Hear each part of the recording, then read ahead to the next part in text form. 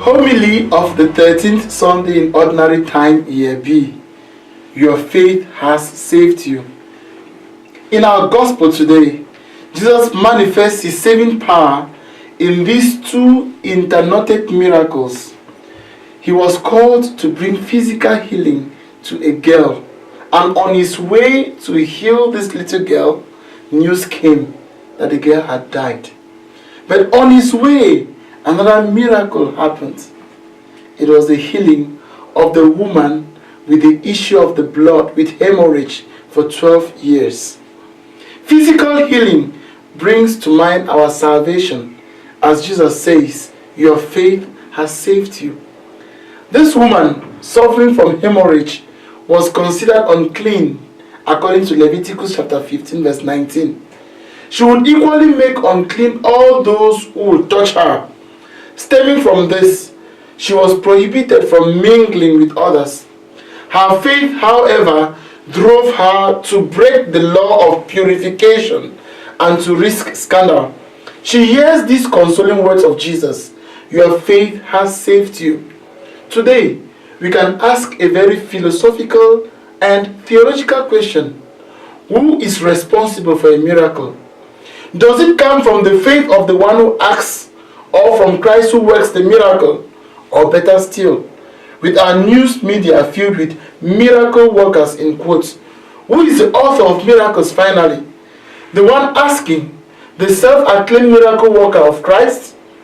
If the miracle depends solely on the faith of the person, of the self-acclaimed miracle worker, then what is the difference between the faithful one who asks God for a cure and the one who goes to any soothsayer or any Ngambe healer?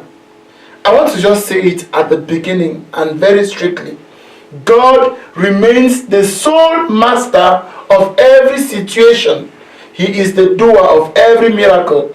Not any pastor, not any man of God, not any priest, not even you. God is the sole master of every miracle. The collaboration God expects of us is to live well our faith. These people coming to Jesus were, of course, very far from recognizing him as the Son of God, but they were convinced that God would give them some blessing through this prophet and through this holy man, Jesus. This faith prepared them to receive healing in both body and in spirit. How can God heal those who refuse to hope?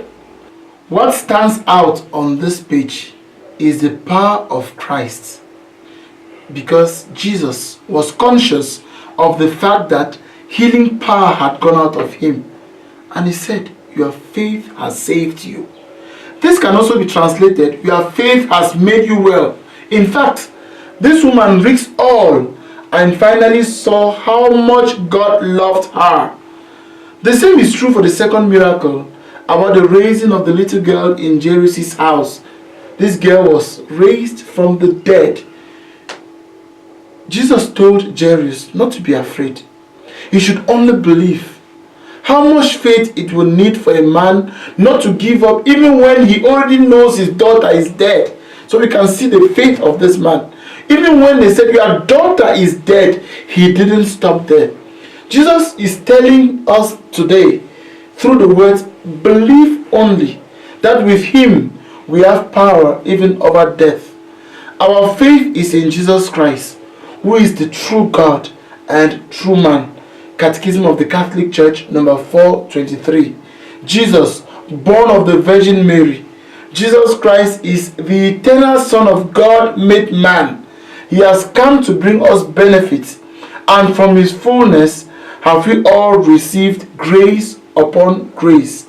John chapter 1 verse 16, Catechism of the Catholic Church, number 423. Now, these words keep on echoing to us. Your faith has saved you. Lord, I have faith. Save me. May Almighty God bless you, the Father, and the Son, and the Holy Spirit.